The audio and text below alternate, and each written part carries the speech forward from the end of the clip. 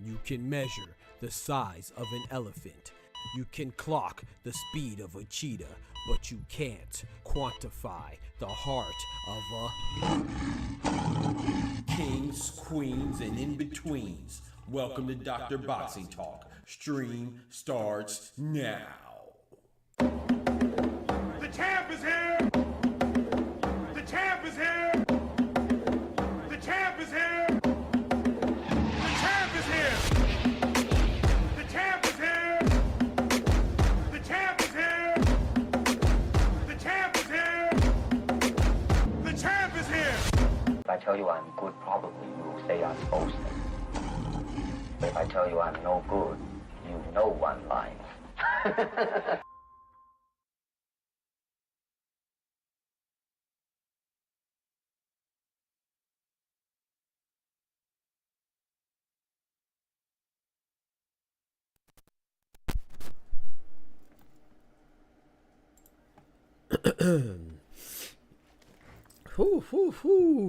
Yes, sir. Yes, ma'am. Good, great, grand evening to y'all, man. Y'all know what time it is. The doctor's in the house.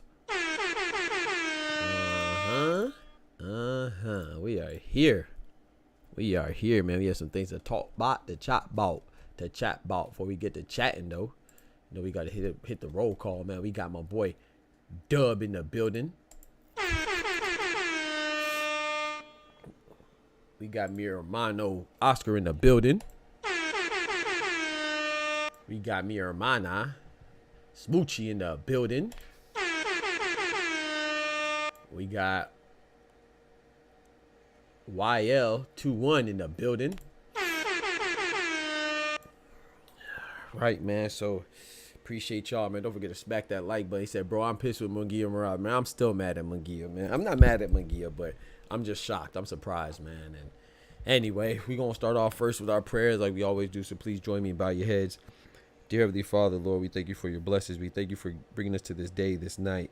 We're glad that we brought us here safely, Lord. And we ask that you continue to bless us, you know, with safety, with comfort, with protection, with your blessings, you know, with cleansing of our sins, forgiveness of our sins, food in our fridge, in our stomach, transportation, you know, finances, peace of mind, health, everything, Lord, and anything, Lord, that you bless us with, Lord. We thank you, and we look towards you for strength in any trial that we're going through, Lord. And a lot of times we get confused and lost along the way, Lord, but please give us the wisdom to not seek only our own impulses and our own thoughts and our own pride and ego, but also most importantly put you first and seek your consultation, Lord, because whatever you tell us, we know it's for the betterment of ourselves, Lord. And no matter what we're going through, whether we deem it good or bad, We know that if you led us there, that it's something that will help us grow from a spiritual level, mental level, even a physical level, and build our character, Lord. So we thank you for the good times and the bad. We ask that you forgive us for our sins and the times and the things that we do that don't match and don't make your approval. You know, Lord, we ask you for the forgiveness. We thank you for your blessings, and we give you all the praise in Jesus' name. Amen. Bro, yeah, man, Munguia and Morales, man. Whew. Munguia and Morales. That's what we're going to talk about, man. We don't really have anything else to talk about besides that. That's what I want to talk about. We're going to talk about it right now. But however, I will say this, though. Before we get to that, did y'all see the fight today? Did y'all see Dylan White? Did y'all see the body snatcher? Did y'all see him, the Englishman, fight the Ghanaian fighter named Ebenezer? I can't even get it out, bro. The man's name is Ebenezer Teeter, man. Who the fuck is that guy? Who the fuck is that? No damn well who I am. Who the fuck is So that? I had to do my research, man. I found out who Ebenezer Teeter was. I was like, man, this dude looks familiar. You know, he's a fighter from Ghana. You know what I'm saying? A big, sizable man. 36-year-old, not super old, but you know that's kind of that's old in boxing terms. You know, in sports terms, really. But yeah, so it's not too bad. But 36 is still up there. Yeah, so he's 36. I think Dylan White is what, 35. Damn. Yeah, I'm not sure how old Dylan White is. But anyway, Ebenezer Teeter. That fight was on in England today, and I can't believe Dylan White struggled with him. You know what I'm saying? Like he was, it's like he was asking to be knocked out. You know, Ebenezer Teeter, I seen him before when Daniel Dubois beat him. I was like, man, this guy looks familiar, but when sure, and I looked up his record, I was like, yeah, he has 2 losses. Well, now he has 2 losses. First loss was to Daniel Dubois. You know, and Dylan White, man, shout out to him, but sometimes you just got to know when to just leave it alone, man. I hope that's the last time we see Dylan White. Even though he won, he looked terrible, bro. Like I don't even know, like. Yeah, Dylan White's 36. He looked terrible. Like, I'm not gonna lie. Shout out to my boy Dylan White because he is Jamaican. You know, Jamaican Englishman. One time for the Jamaican badman. You know what I'm talking about. But he just looked terrible, bro. Like, you know, I hopefully that he could get whatever he's looking for, and which is probably, you know, another payday. You know, because the way Big Turk is handing out money for the Riyadh season. You know, I think that's good. You know, so. But he looked bad, man. I don't know, like that was terrible. I can't believe it went 7 rounds. Either way, he got hurt a couple times, or he looked like he got hurt. Looked like he hurt Tita a couple times. But yeah, it was just trash, man. But then on the undercard, we had a cruiserweight, Mike Perez. Y'all should be familiar with him. You may not know him by name, but you should know him by if you saw him. He got a 1-round knockout.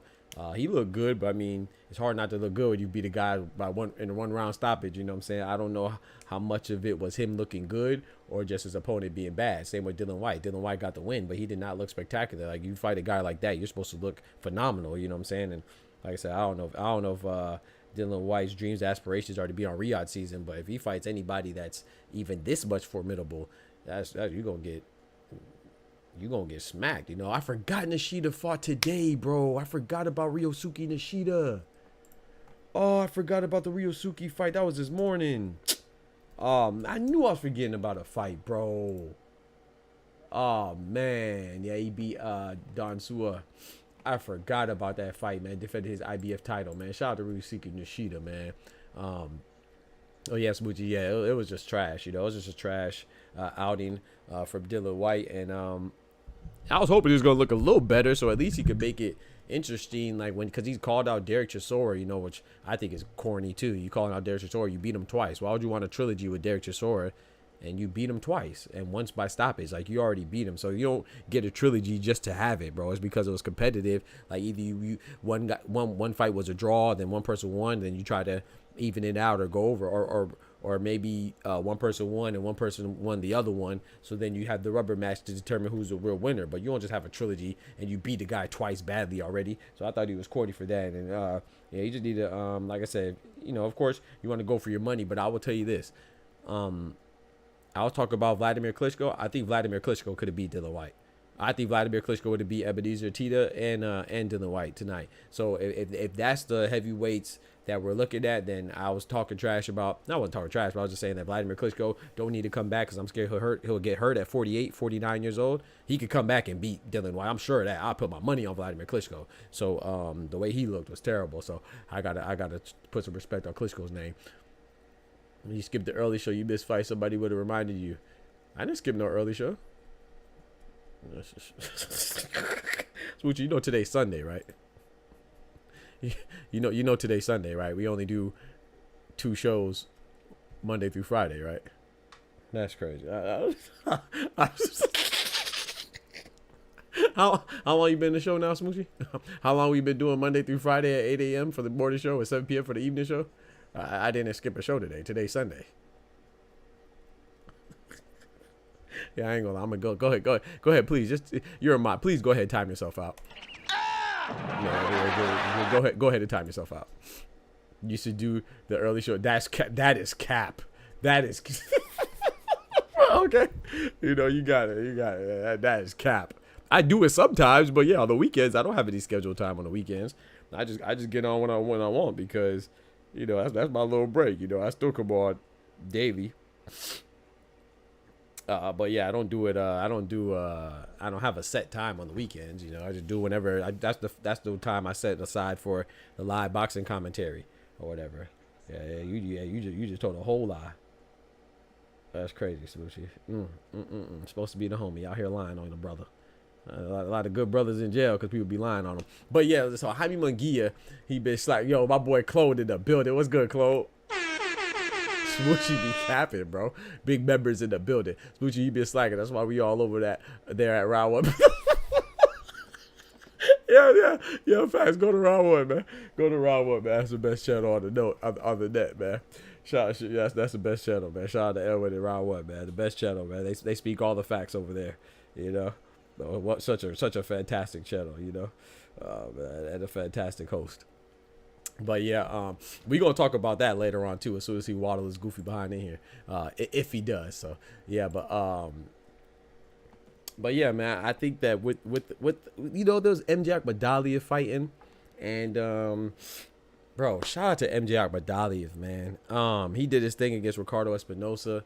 He won in 3 rounds, and so did he's the WBA mandatory for Naoya Inoue at super bantamweight. And then the other guy in the mandatory position was WBC Alan David Picasso Romero. Man, got 4 names. He won his matchup, I believe, in 3 rounds as well. Man, I think he won in 3 rounds as well. He's coming. I don't know. I'm just saying that, Smoochie. I don't know. I don't pay attention to him. I don't pay attention to him. I don't know. I'm just saying that. But yeah, let me see. Alan, I think David Picasso also won in 3 rounds as well, man. But yeah, that's who I think is going to get the fight next. Yeah, he won in 3 rounds. So him and MJ Akmadaliev won in 3 rounds. And then so Naoya Inoue responded to Eddie Hearn and everybody saying that he's ducking it. He said his thing was, yeah, man, I hope you've been blessed too, clone. His response was, in a nutshell, he was saying, oh, wow. He said the same thing what everybody would say that when they're accused of ducking, He said that, yeah, why would I be ducking somebody that lost to Palis and I beat Palis? I thought we don't believe in triangle theories, though, chat. You see how people talk when it's convenient for them, right? Like I thought we don't believe in triangle theories.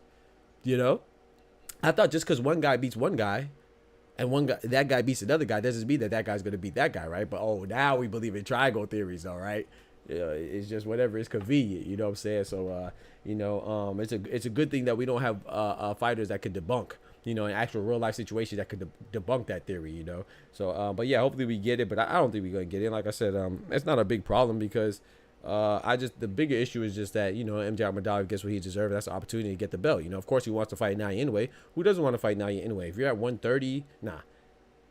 If you're at 126 and below, 130 and below, I'd say 126 and below, you want to fight Naoya Inoue, right? Especially if you deserve the shot because he's a money man. If you're at 130 and to like 147, you want to fight Gervonta Tank Davis. If you're 175 to like 154, you want to fight Canelo Alvarez. And if you're above that, you want to fight Anthony Joshua, most likely. You know what I'm saying? I know we're skipping a couple weight classes, but that's just what it is. Those are the money men of the sport. So, but that has nothing to do with the way you deserve it. And if he does fight him, like I've always said, I think that that'd be dope. But I don't think he's gonna fight him. I think he's gonna fight Dave Picasso, and then he's gonna fight Junto Nakatani. And he doesn't have to keep the belt. You know what I'm saying? But to make it seem like somebody doesn't deserve something, it's just ridiculous. But man, so MD Agbadayev looked good. C4, the Jamaican Bodman, man. C4 got smacked, and he lost his fight against Mosquea, the Dominican Republic. The Dominican by way of France, right? So he's a Dominican Republican Frenchman. So C4 got split, man. I mean, not split. He just got beat up, and I don't want to say beat up. He lost a close fight, but he definitely lost. I thought the right person won. So shout out to Mosquea. You know what I'm saying? Like I said, the Dominican by way of France, you know, from the Dominican Republic, República de Dominica. And yeah, I just think that there's been some upsets. That was an upset. It wasn't a major upset, but you know what a major upset was? It was that Jaime Munguia versus Bruno Surace. You know, of course we had what's the guy first though? Before that, Charles Conwell and Vergara. That was a good fight. Both guys are 20-0, undefeated at 154-pound division, junior middleweight. And Conwell, you know, he had a nice little challenge, but he looked good, man. He was good at slipping punches. You know, I thought maybe he was getting a little bit hit a little bit too much, but that's just me being nitpicky. You know, I thought he fought a good fight. He showed some evasion. You know, he was standing in that paint, willing to trade. Vergara was an undefeated fighter. Like I said, just because you're undefeated doesn't mean that you're good, but it definitely means that you don't know how to lose yet. You're not going to just give up your O easily. You're going to actually put up a fight. So shout out to Vergara. Shout out to Charles Conwell, man. He definitely solidified himself in the 154-pound division to keep going up. Now he's not quite there. Yeah, I wouldn't put him anywhere near the top, but he's one of the two that have been calling out Virgil Ortiz, right? You know, matter of fact, the three, right? Because Jonas Tellis, he been calling out Xander Zayas, but he also said to fight Virgil Ortiz. Xander Zayas called out Virgil Ortiz, and Charles Conwell called out Virgil Ortiz. So we'll see if one of the young bulls get it, but I don't think that they will in the imminent future, you know, because Xander Zayas will be fighting Slava Spomer, who we called out. We said that in October, chat. You know, so the person that actually reads, when some people were writing their mouth and say, oh, all the guy does is read. Well, the person that actually reads, we called that fight in October. Now they just announced that fight 2 days ago. So Slava Spomer is an undefeated German. I think that's a good fight for Xander Zayas too, to kind of prove himself and stay on that trajectory and path of progression. You know what I'm saying? To help him prepare for when he does get the call up for big fights. You know. So shout out to him. But Jaime Munguia, man, my boy Ryan Frazier in the building, man. Yes, go check out the video that I dropped, bro. Now you've officially been chopped and screwed. Yeah, man, they screwed him over there, bro. Like Munguia messed up the bag, man. But shout out to Munguia, man. I don't think he was.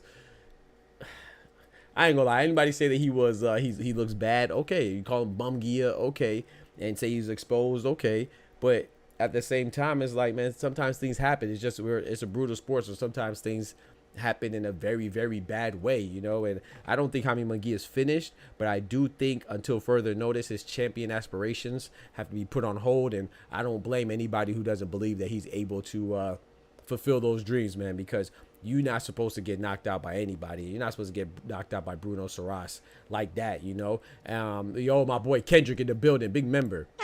He said, República de Dominica. Yes, sir. Dominica is a tiny island in small Antilles. He said, what? República de Dominica. Oh, okay. I said Dominicana. Oh, yeah. That's what's up. But yeah, Kendrick in the building, man. But yeah, what I was gonna say, man. Well, y'all, yeah. Oh, anyway, I was gonna. Anyway, just make sure you say Deontay Wilder's name right. You know what I'm talking about? But shout out to my boy Kendrick. And I think that Munguia fighting Bruno Surace. I will say this though. Shout out to Munguia for getting that fight with Canelo. Getting that out of all the times people say someone is exposed, I think this is one time it applies. Yeah, I think it's applicable. However, I will say this though. Jaime Munguia, the reason why I don't want to say exposed, because to me, that makes it seem like he's not what we thought he was. And he may not be what we thought he was, but he did lose to Canelo first, you know? And that's why I say all the time, we don't know how fighters will bounce back. Like, we see it all the time. Like, I give the example with Austin Trout. Austin Trout lost to Canelo, then he fought Erislandy Lara and lost back-to-back. I'm not saying that he would ever beat Erislandy Lara, But I think he would have had a better chance had he had fought him before he lost to Canelo. You just never know what it does to your psyche. What it like. Look at Adrian Broner. Adrian Broner stopped letting his hands go after Maidana. Look at Jaime Munguia after he lost Canelo. He lost Bruno Surace. I mean, he fought Eric Bazanian and beat him.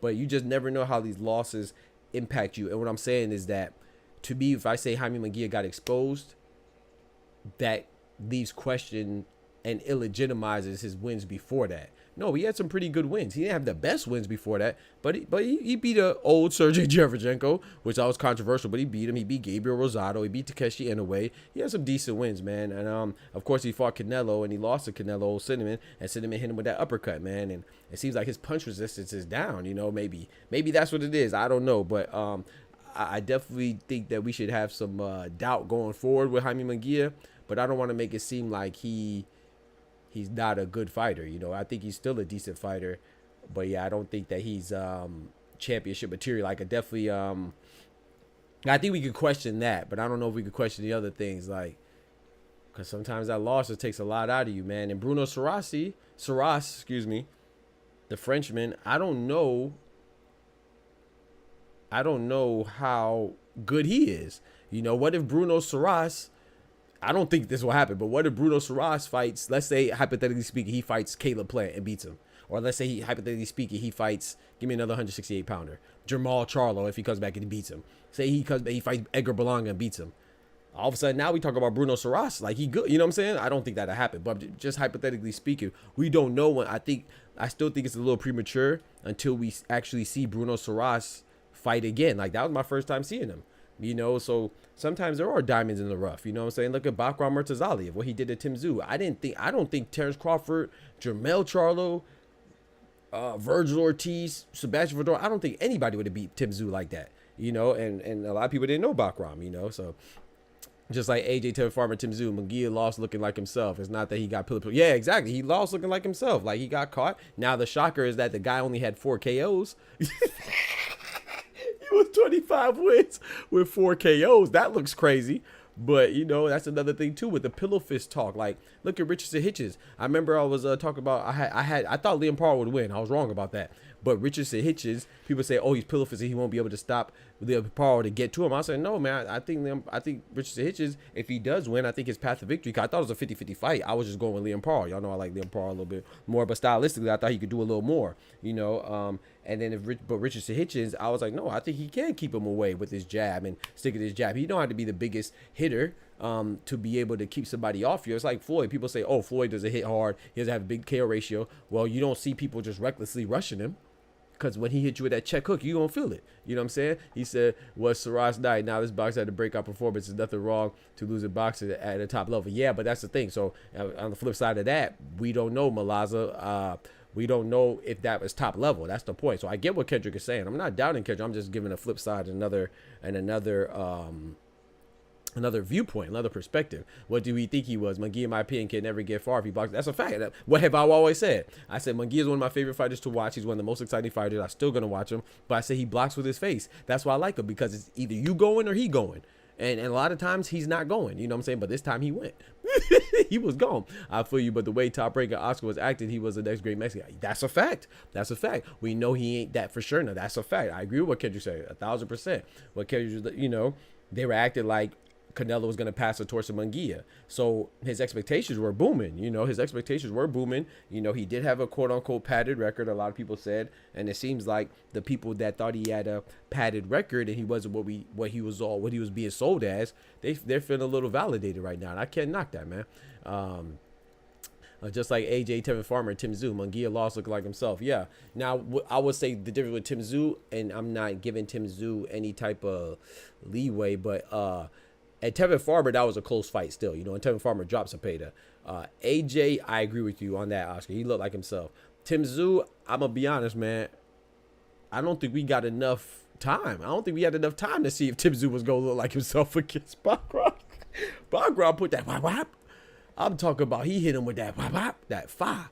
So I don't even know if that's fair to say that Tim Tszyu lost looking like himself, because I don't know what he was looking like yet. Bakram may give us an opportunity. The man didn't even get warmed up.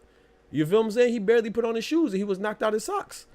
Like, it was crazy with Tim Tszyu. But yeah, but Jaime Munguia, though, like you're right. Like that was what, the 7th round, 7th round. So we had some time. Like in spots, Jaime Munguia was looking like the volume puncher, the high octane fighter that he is, throwing punches and bunches and looking good in spots. But then other spots he didn't look too good either. Like he was getting caught. And like I said, it could be that his punch resistance is gone. Maybe he doesn't. I don't know. Maybe he's not Maybe he's not committing to his shots as much. I don't know, man. But like sometimes you have that doubt, and the mind's a powerful thing, man. What they say, I can't remember who said it, but it's a quote that whether you think you can or you think you can't, whether you think you can or you think you can't, you're usually right. I can't remember what philosopher said that. And that's the truth, man. Whether you think you can or you think you can't, you're usually right. And maybe when he got that uppercut from Canelo, it just made him have a little doubt, man. That like, this is fighting, bro. It's real. So Top Rank Wildin', though, did y'all see who they trying to fight him next? Yeah, I saw what you posted in the thing. He said had a lot of 6 rounds fight. We don't know the style he faced. Surace had a good defense and a good game plan. Yeah, he was straight. Yo, Mateo was good, bro. I'm still in shock, man. Mateo in the building. I'm still in shock, man. I'm still in shock. And styles make fights. Like I said, I didn't see Bruno Surace before that. What if Bruno Surace always had a good style that was compatible from a competitive standpoint, or from a way to win, that was counteracting to Jaime Munguia style. He seemed like a slick fighter. Like I say, he's 25-0. He only had 4 KOs, but you don't get to 25-0 with only 4 KOs if you're not a slick boxer. So he showed that he was slick. So it could be a stylistic thing. It's like Trevor McCumbee. That's why I said that Caleb Plant's win was so great, and people aren't appreciating it enough. Caleb Plant adjusted in real time against Trevor McCumbee. Trevor McCumbee was giving him trouble with his strength, and when he was fighting on the outside, he was kind of ragdolling Caleb Plant. And Caleb Plant, shout out to him and his trainer, Stephen Bredman. They made an adjustment in real time, took it on the inside, and Trevor McCumbee ain't win another round. You know what I'm saying? Jaime Munguia didn't adjust. We don't really see him adapt, but I do agree that they were kicking Jaime Munguia as like the next best Mexican star. And they were wrong. So yeah, Kendrick is right about that. So from that standpoint, yeah, it's like, man, I just don't know. Like I said, I'm always gonna watch Jaime Munguia. He's a fun fighter to watch, but I don't know if he has it. I don't think he has it. I think the smart money would be that he doesn't have it. And like I keep calling him a young bull, but he's not that young. You know what I'm saying? I think Jaime Munguia is what, 28, 29 or something like that. 28. So he's not old, but he could pull a Joseph Parker, right? We see Joseph Parker. He bounced back after losing to Dylan White and Anthony Joshua and getting knocked out by Joe Joyce. But what's funny about Joseph Parker to me is that Joseph Parker had Deontay Wilder. No disrespect to Joseph Parker, but everybody knows that Deontay Wilder does not look the same. But and it's crazy to me how Deontay Wilder could quote unquote be the worst heavyweight ever or be so trash, but when other fighters beat him, that's how they become good. I've never heard anybody say Joseph Parker was good in my life until he beat Deontay Wilder, who they also say is trash. Literally contradictory. Literally doesn't make sense. Only Goofy say stuff like that. But anyway, and Tyson Fury, I think that Tyson Fury is the best heavyweight until Alexander Usyk walked in. But when did people agree that Tyson Fury was the best heavyweight? After he beat Deontay Wilder. So, but my point is that the only thing with now Joseph Parker looked great against Zhang. He fought back through adversity after getting dropped twice. We got to salute Joseph Parker for that. That was a great win, but I'm not giving no credit for beating Deontay Wilder right now. But my point is that that's a name and that'll boost your rankings. Unfortunately, Munguia doesn't have anybody like that at 168 that he could beat. That's like an older, washed champion, former champion that would elevate his name at 168. You know what I'm saying? He just doesn't. There's just not guys like there. 168 is not even the deepest division, but that's number one. It's not the deepest division in the first place. And then there's nobody there. Everybody that you could fight that people would be interested that will boost you and raise your profile and your stock would be Diego Pacheco, who I don't think anybody would have Jaime Munguia over Diego Pacheco right now at this moment. Christian and Billy, we already know what time it is there. Caleb Plant, we know what time it is there. Jamal Charlo, if he comes back, he's inactive. I'm not going to count Jamal Charlo, but let's say he was there. I don't think anybody would pick Jaime Munguia over him. Edgar Berlanga, I think people would pick Edgar Berlanga now, and he can't fight Canelo again, because Canelo beat him. But I will say that, though, that even if he did get exposed, shout out to Munguia and Oscar De La Hoya and whoever else got him the fight with Canelo and PBC, because if you was gonna lose, good thing you lost after you lost to Canelo. You got that payday, you know what I'm saying? Got that payday, you know what I'm saying? At least he didn't get bing bang boom by Bruno before he fought Cinnamon and got bing bang boom. Tú vas a mamar el bicho. Tú vas a mamar I keep overloading the washing machine in my building. I'm asleep. Now the basement smells like I'm asleep. You better be careful. Aaron Ross was the worst corner for I don't think it. Shout out to Eric. Yo, JRN in the building. Yes, that's why I love boxing. That's why I love boxing, Malaza. I love boxing, man. Let people talk for a week. Yeah, I love it, man. He said that I used to watch. Yeah, Trevor McCumbee on Pro Box. I mean, his best win is Christopher Pearson. I ain't gonna say he's good. I'm not gonna say he's good now. That's a reach. I mean, his last like 5 opponents had a record of like, I can't remember what it was, but I added it up. Let's look at it right now. Saying he's good is crazy, but he's decent. Can't say he's good though. But yeah, his best win is Christopher Pearson, which is not bad. So let's look at it. Let's look at Christopher Pearson. Christopher Pearson is 17-3.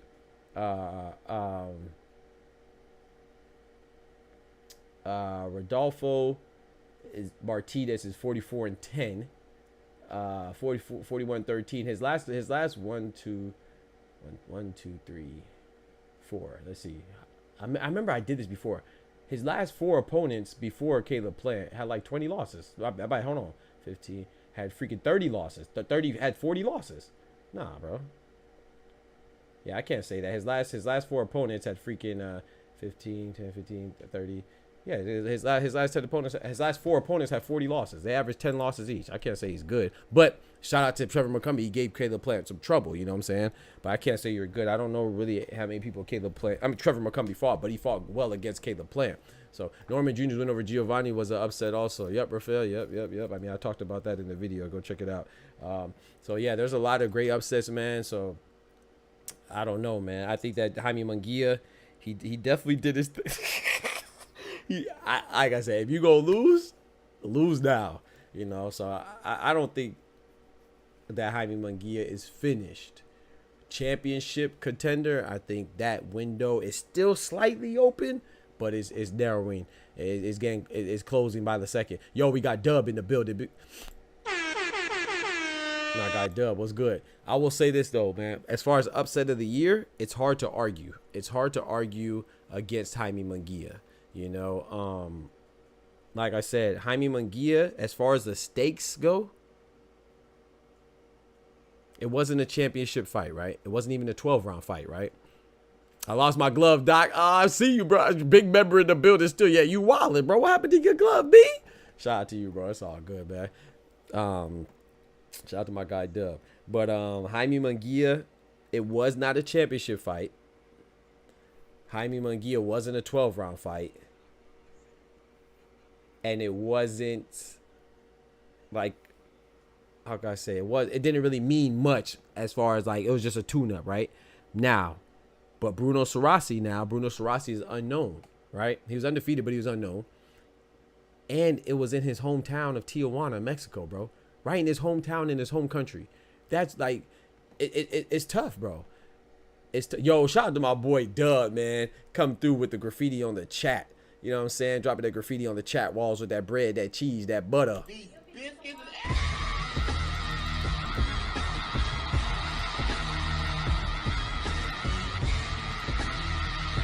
Shout out to Dub with the hello yellow. Yes, sir, man. I appreciate that, bro. Dropping the $10 on a fellow. Car status still works. I appreciate you, Dub. Thank you so much, bro. I appreciate it, man. Yes, sir, man. Thank you, bro. But yeah. Balaza says, and appreciate that correction earlier too. My bad. I was a little. What Smoochie say? I'd be feisty. My bad. I ain't trying to be feisty, man. Thank you for the correction on Dominica. Yes. Be another place. But there's no Republic of Dominica, right? It's just Dominica. So you know what I'm talking about. But thank you though. Shout out to Malaza. He said that this is a year of the upset. There is a lot of upsets. I don't know. This is the biggest. A lot of upsets that I could recall. But you know, we're always prisoner of the moment. I'm one of them too. YouTube glove guard like Munguia. I'm telling you, the main difference is the coach. With Roach, he was polishing his style to the point he wasn't as flat-footed. I agree. He didn't keep his head in the punchline. While Morales, he disgraced. All right, man. Like changing moment for Bruno. Yeah, that's what I love it, bro. It's like, how could I be? I can't take away too much from Munguia because I have to give Surace some credit too, man. He did his thing, man. He was an underdog. No one expected that. He messed up a lot of people's money, a lot of people's parlay in enemy territory. You know what I'm saying? In Mexico, in Tijuana, hometown. messed up the homecoming, bro. But now, that was a big upset, right? Let's talk about the other upsets. An upset that we called, right? Liam Paro versus Subriel Matias. This is arguably a bigger upset, right? Liam Paro from Australia, down under. He went up to Puerto Rico, similar fashion, spoiled his homecoming, spoiled his fight in his hometown, and took his belt. You know what I'm saying? We called that fight. That Liam Paro would do that stylistically, you know. Shout out to Liam Paro. So that was for the IBF belt, you know. So now I will say that Liam Paro was a little bit more known than Bruno Surace because I knew about Liam Paro from a couple fights before, of course, with Brock Jarvis, but also most importantly, the one before that one against Montana Love. He knocked out Montana Love in like 6 rounds. And I called that fight too, that he was going to beat him. He was an underdog then too. I thought he would beat him, and we were right about that. So I just thought he carried that momentum to Subriel Matias. So that's a big upset too. Now, I will say that from a personnel standpoint, I would have to lean towards Bruno over Munguia because Liam Paro, was, in my opinion, was a little bit more known than Bruno. But the stakes, though, 12-round fight in the hometown and took the belt, I might have to lean towards Liam Paro now. But let's look at another one. It doesn't stop there. Daniel Dubois versus Anthony Joshua. They broke a record for the attendance in the Wembley Stadium. You know that wasn't because of Dubois. No disrespect to Triple D, Daniel Dynamite Dubois. No disrespect to Dubois. But that attendance was 99.999% because of AJ.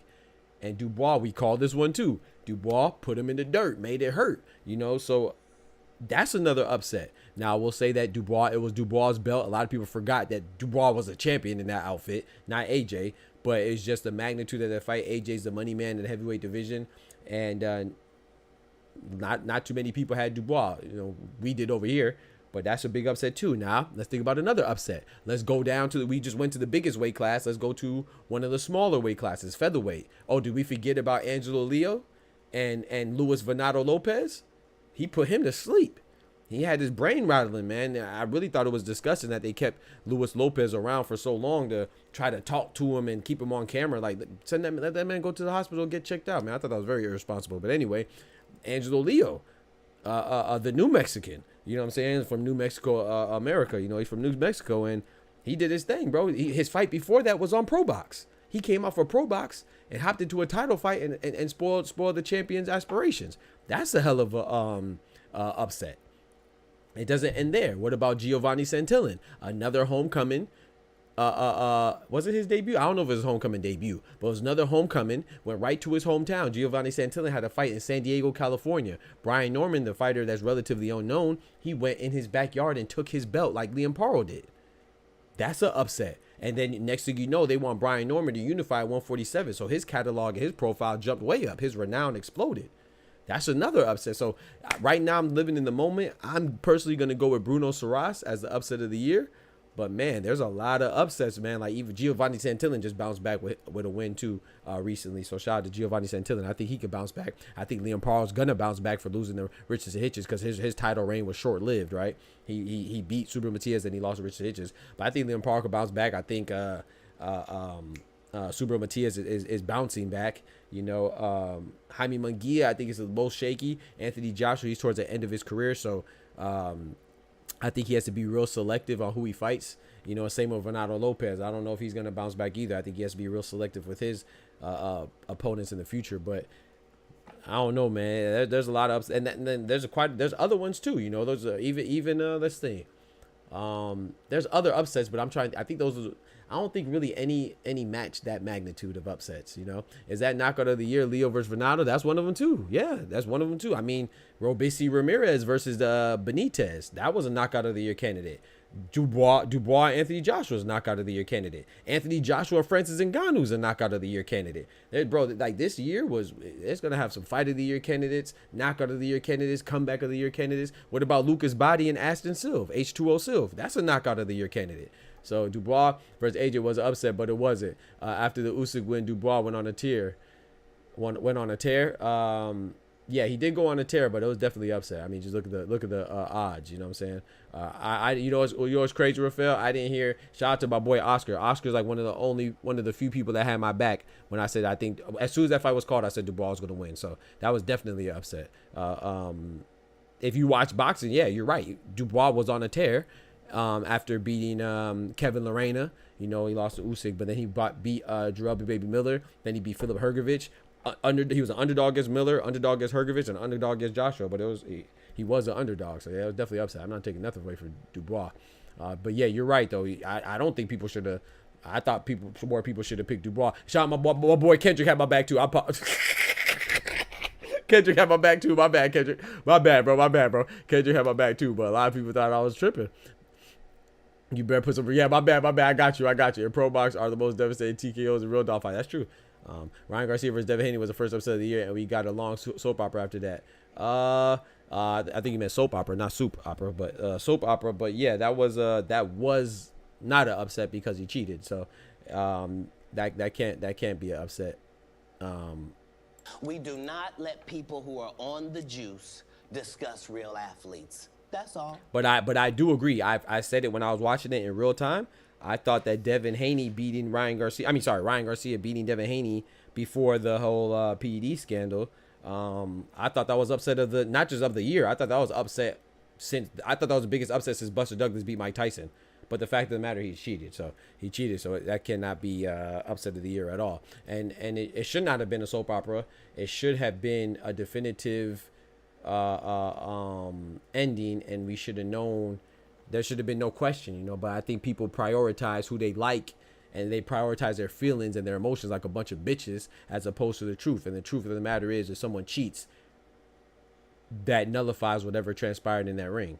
You know what I'm saying? Especially if the person that cheated is the one that seemed like he was victorious. So no, I can't give Ryan Garcia anything. It was a soap opera. It shouldn't have been. When someone cheats, we should call them cheaters. That's what Japan does. Shout out to John Rio Casimiro, the Filipino fighter, when he beat the American Saul Sanchez. He came in overweight by 1 pound. He got banned for a year because of that. So, I mean, it's just because America, we don't take boxing seriously and rules seriously. We prioritize our feelings as opposed to what's right. I always thought he could beat him. Yeah, I mean, it does. I thought he could beat him too. Like, you're talking to somebody, I put money on Ryan Garcia, but thinking that we could beat him, I think that Ryan Garcia, like I said, I picked Ryan Garcia to win, but that doesn't matter. He cheated. So, what I was calling Dubois winning in 5 rounds was agent. People call me. Thank you. Exactly. Usyk versus Fury was an upset? Nah, that wasn't an upset. Yeah, you wildin'. What you mean Usyk versus Fury was an upset? What kind of upset? You realize the UK in Usyk? I mean, the U in UK stands for Usyk?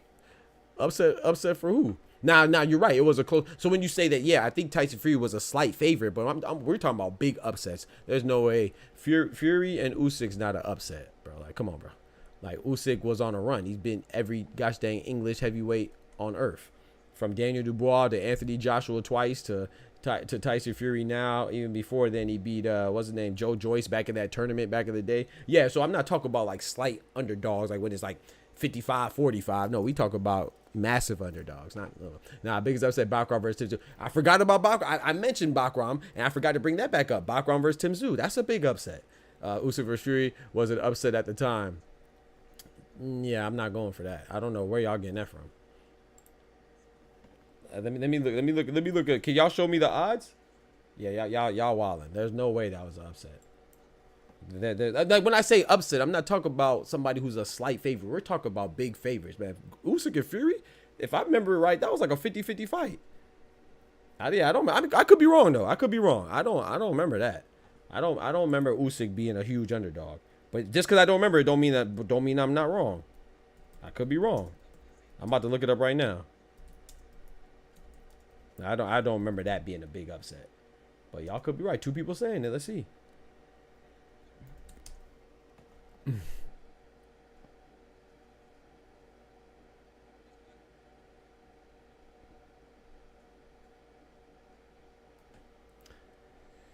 Okay, this is for the second one. I'm trying to find the first one.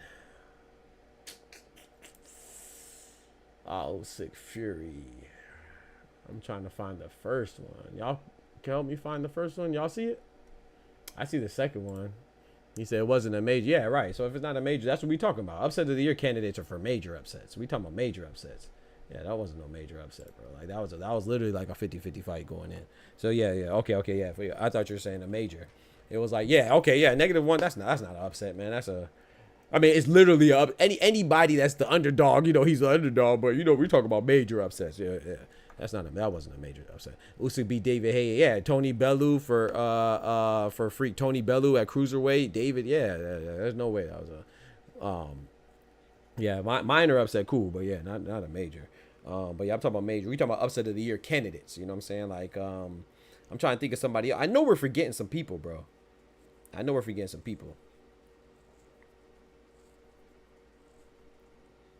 feel like I'm forgetting somebody, man. But anyway, yeah, me personally, I think I'm a prisoner of the moment, but I would lean towards Bruno, man. Does anybody have anybody else that you think, like, shout out to Oscar. Oscar said Bacron versus Tim Tszyu.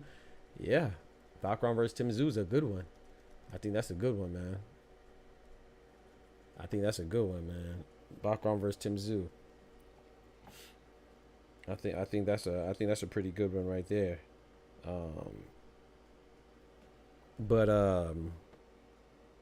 Bro, I feel like there was another one that I'm forgetting, man. Oh, what about yeah, we talked about Leo already. Angelo Leo, yep. So you going with Leo? We talked about Angelo Leo and Luis Lopez. What's the other one? Takuma Inoue, Seiya Sutsumi. I know people don't pay attention to the smaller weights, but Takuma Inoue, who's Naoya Inoue's younger brother, he lost. He had an upset loss. I don't know if it was major. I don't know if I'll call it major, but it was pretty big though. Seiya Sutsumi beat him at bantamweight, 118, and upset him. You know, Seiya Sutsumi, the reason why he was undefeated, and I don't know if y'all remember, he was a Fight of the Year candidate. He was a Fight of the Year candidate against Anaguchi. I believe it was Kenshiro Anaguchi. I don't want to mess up his name. I believe his name was Kenshiro Anaguchi, but he passed away, rest in peace, as a result of that fight. You know, and that's why, man, boxing is tough, man. That's why I say we gotta protect the fighters and at least demand that people are clean, man, and let them get reprimanded. But yeah, he fought Kazuki. Sorry, I said what did I say? It's Kazuki Anaguchi. And Kazuki passed away, freaking 23 years old, man. He had a Fight of the Year candidate with Seiya Sutsumi this time last year, in December of last year, and he passed away as a result of his injuries, man. So boxing is no joke. So I always say we got to keep it clean if we can, you know, and that's the thing about keeping it clean, is the fact that when we keep it clean, it encourages other fighters to stay clean too. And you know, you're not even when it's a fair fight and it's a clean fight, people could still pass away. It's a brutal sport, so that's why I think it's imperative that we do our best, man, and try to ensure fighters stay clean. You know, ooh, Bacoli and Jared Anderson. That's a good one too. I think that was a pretty heavy. I think Anderson was a pretty heavy favorite, but like I said, that's another one that we called. We called that one right too. But yeah, that was another upset. We called Martin Bacoli beating Jared Anderson. You know, he was predicted to win that fight. Yeah, exactly. That's why we said upset. Yes, Rafael. Yeah, exactly. He was predicted to win the fight. That's why we brought it up. That's why I brought it up, because it was an upset. Okay, we got H2O. He said we got H2O. Yeah, we brought up H2O Silv. See, that's the thing. Now, correct me if I'm wrong, Dub. I don't remember if that was an upset or was that just knockout of the year. I don't remember if Ashton Silv was a heavy underdog. I mean, I don't remember if Lucas Body was a heavy underdog, or were we surprised that he won because he was losing essentially every second of that fight up until he got the stoppage. I don't remember the numbers. So if you say it was an underdog thing, I'll take your word for it. I know Silva was a favorite, but was it a major? I don't know. PU. Chloe, like I don't understand, Chloe. Like I don't know, bro. Like, I don't be understanding, bro. Like I literally brought it up, and he tells me, yeah, he was. He told me he was.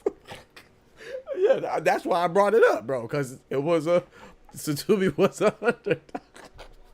Shout out to Rafael, bro. But yeah, bro, I don't be understanding, bro. Yo, shout out to Canelo. What's good? Canelo is Floyd's son.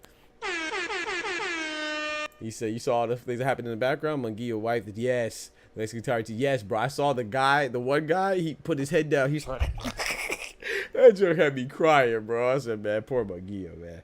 Like I said, I really do, not just because I like Munguia, but, you know, that is tough, man. But, hey, it is what it is, man. He got his big payday, but I'm happy for Bruno.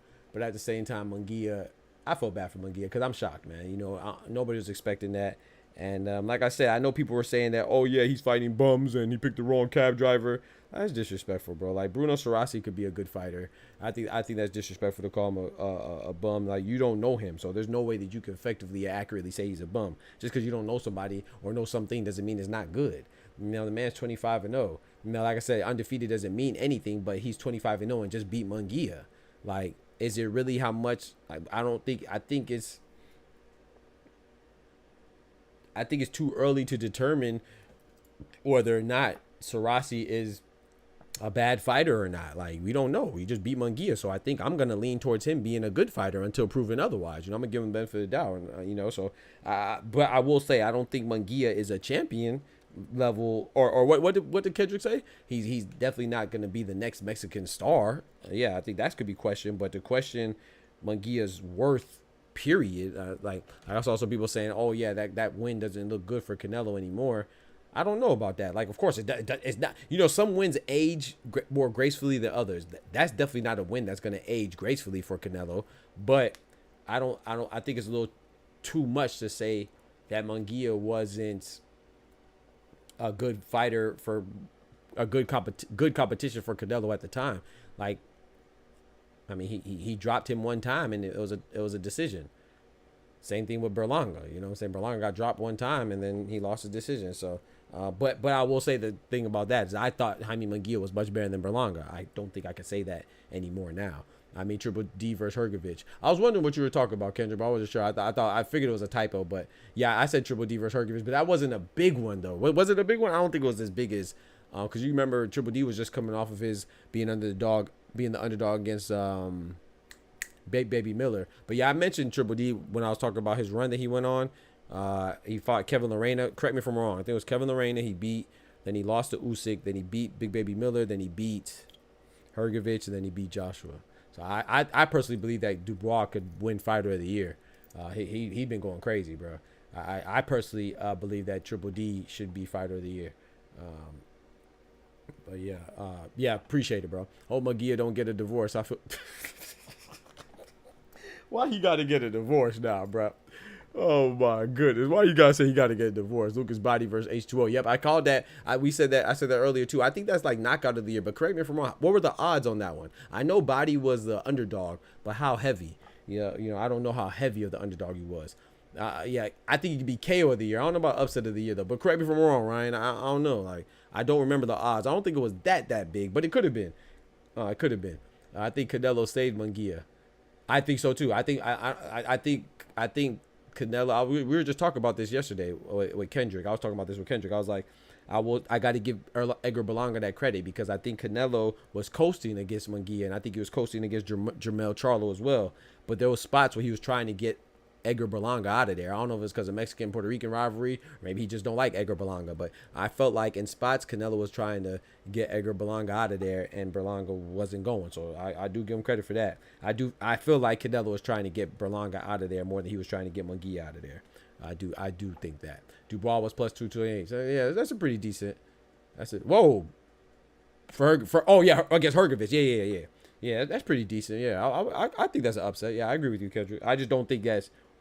I'm talking about.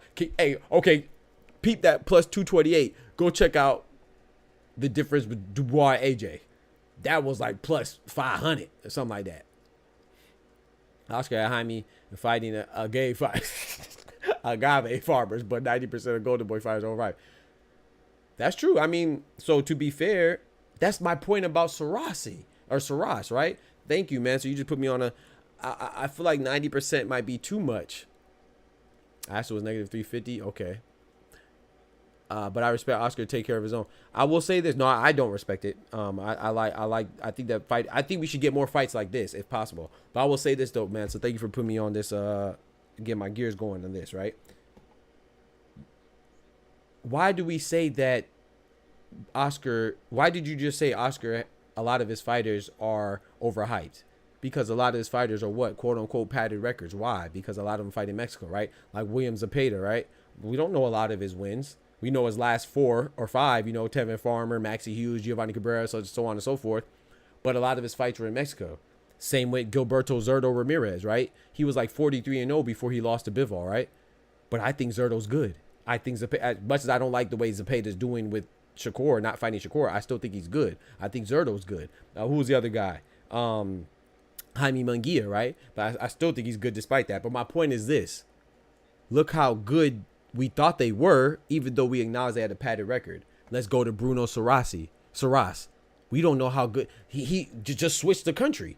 Switch Mexico with France. Bruno Surace could be Zepeda.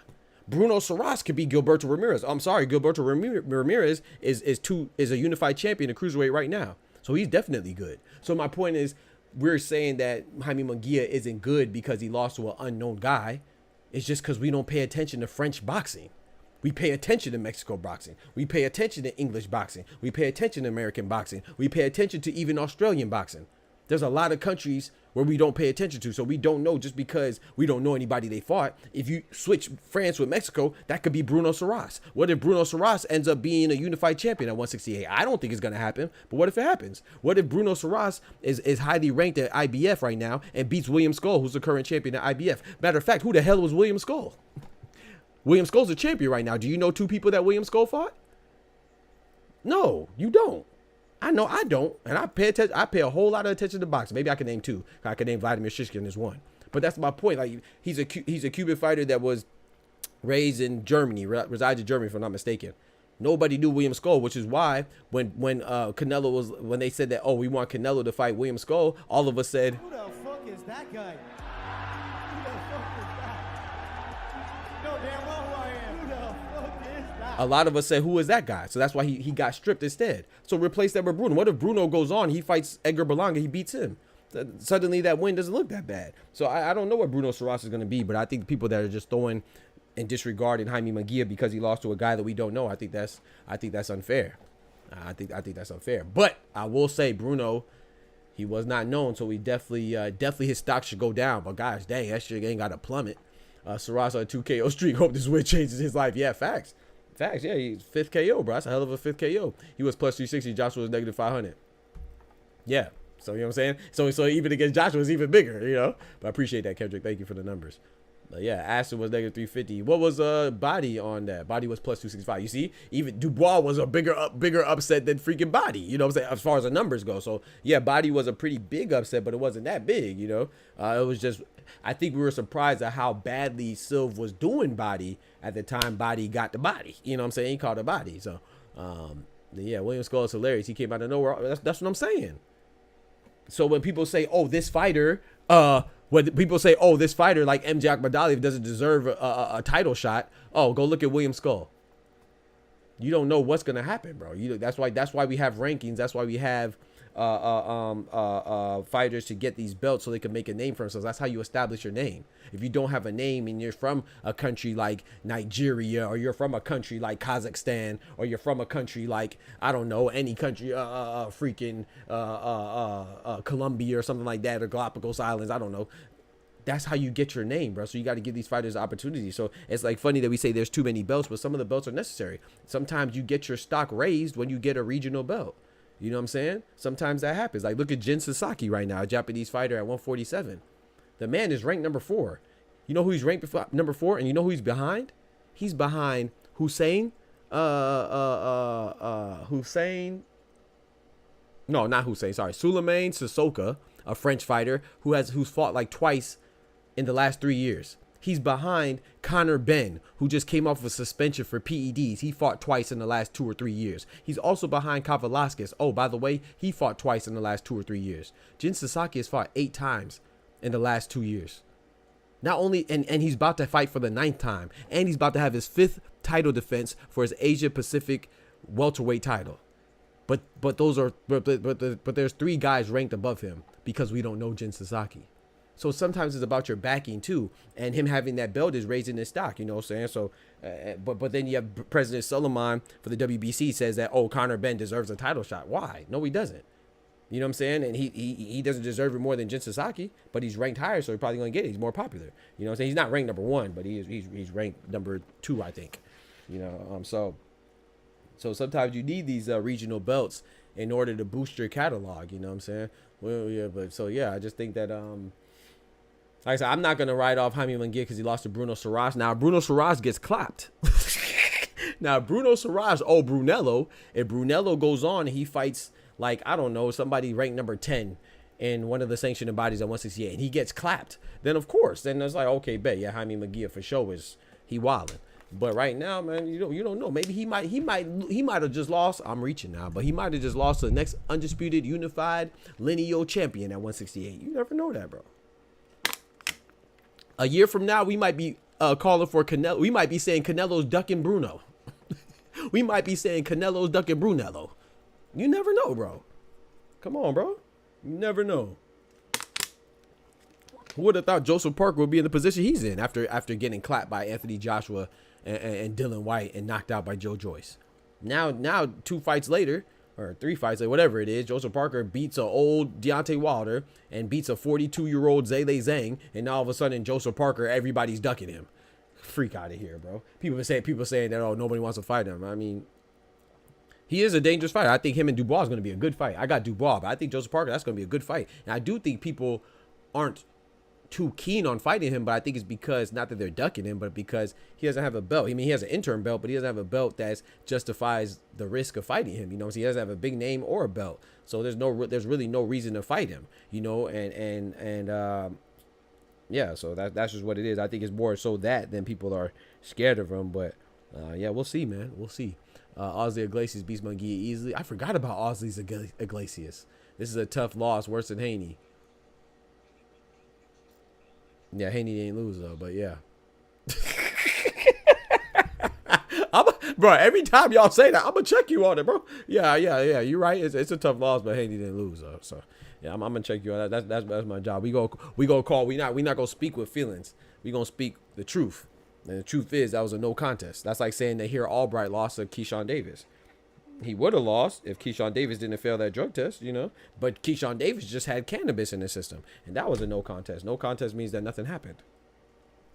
There was no winner, no loser. You know, so that's like saying when people say, "Oh, Brian Norman lost to Boca Chica." No, he didn't. He didn't lose to Boca Chica. It was a no contest. And here Albright didn't lose to Keyshawn Davis. It was a no contest. Abide by the rules. The rules are there to be abided by. They're there to be adhered to. You got to follow the rules, baby. But I do agree with what you're saying, man. So this would be if Ryan Garcia would have beat Devin Haney, this would have been a worse loss, I think, because of the circumstances. Because at the end of the day, at least you could say that, oh, you know, they had history, they had the amateur backgrounds, or 3-3 amateurs. You know, Ryan Garcia is seen as a threat. You know, he's been in there with Tank and stuff like that. So yeah, you could. I do agree with that though. But I'm on your ass. Pause. I meant mentally, yeah. No, I got you, bro. I know what you meant, bro. I'm just making sure for the goofies out there. I know you meant that, but just for the goofies out there. But mentally, that fight, yeah, I agree. He definitely has to recover. That's why I think he should get a tune-up, because I think that, you know, mentally it could do, bro. Losses, it can mess up your psyche, bro. I mean, that's like anything. It don't have to be just losses in boxing, losses in life. Like if you break up with your girlfriend or your boyfriend, whatever the situation is, you know, whatever your sexual preference is and stuff like that. You break up with your person, you know, people say they carry baggage from their past relationships or trauma from their past relationships and their new relationships. That happens. If you go to a job and, you know what I'm saying, you have bad experience with coworkers from your last job, you go to a new job and, you know, you might be on edge and stuff like that. Or, you know, you have a boxing match and you lose one, then maybe you might train a little differently or whatever it is, man. Things impact us, you know, that's life. You know, so absolutely, I agree with you 1,000%. I mean, I've said that too. So yeah, we're in concurrence when it comes to that. You know, hell yeah, man, that's life, bro. So yeah, man, shout out to everybody in the stream right now. Don't forget to smack that like button. You know what I'm talking about? I appreciate it, man. But yeah, I think that man, this weekend I'm still not over that Jaime Munguia loss. I think it's gonna be I think it's crazy, bro. You know what's crazy? Look at this chat. I pull up my YouTube and I see freaking Nahir Albright. I literally just named Nahir Albright. I swear the computer be listening to you, bro. Yeah, that's crazy, bro. They be listening, bro. What the heck? Nahir Albright? I just mentioned Nahir Albright while I was talking about Keyshawn Davis. That's crazy. And Nahir Albright interview pops up on my string. Yeah, they definitely be listening. They definitely be listening. People don't understand how tough boxing is. If Brown loses, he could blame his teammates. But yeah, I agree, Mansa. They get punched on. Yeah, facts. Yeah. Boxing, you can't even blame your trainer. You can't even blame the other fighter having PEDs.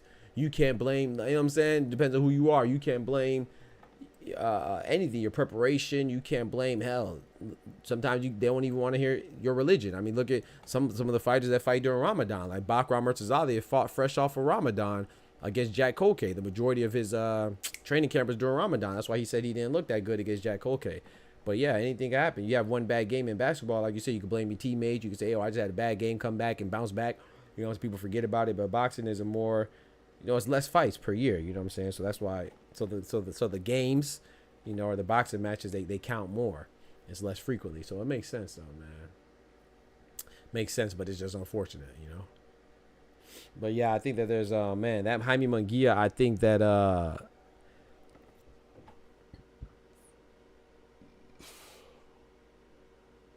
don't know, man. That's tough, bro.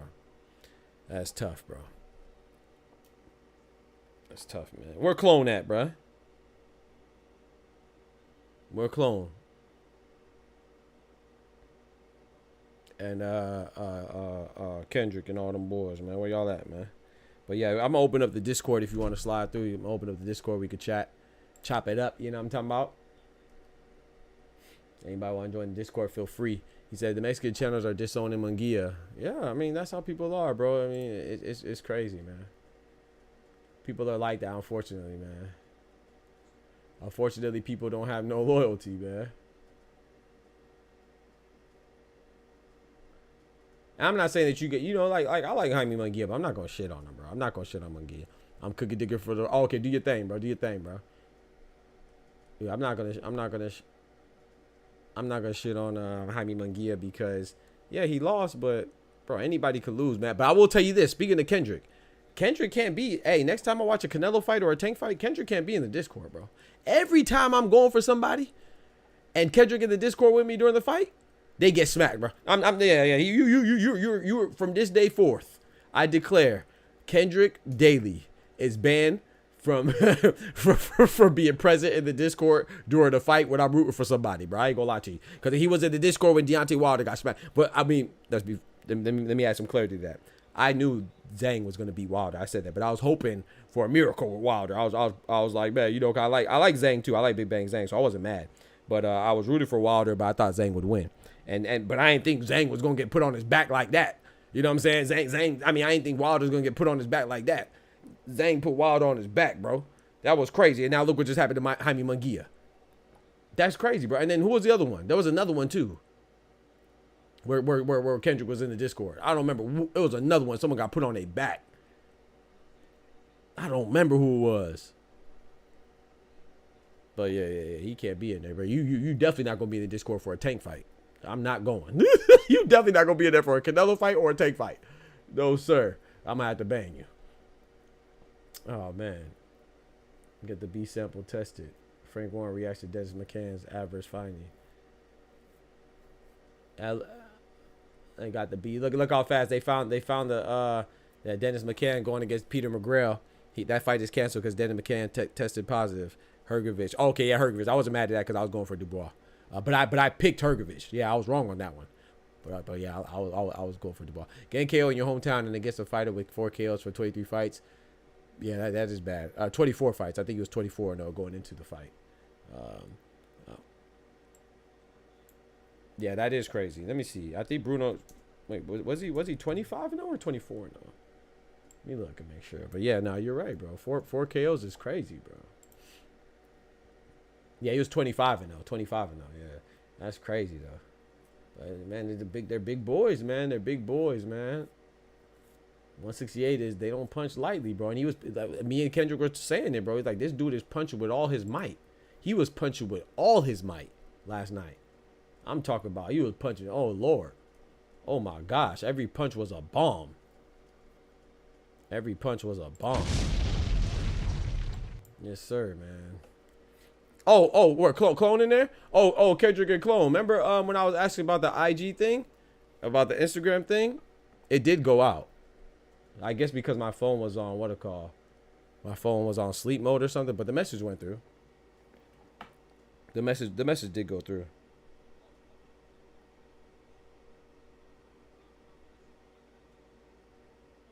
Oh no.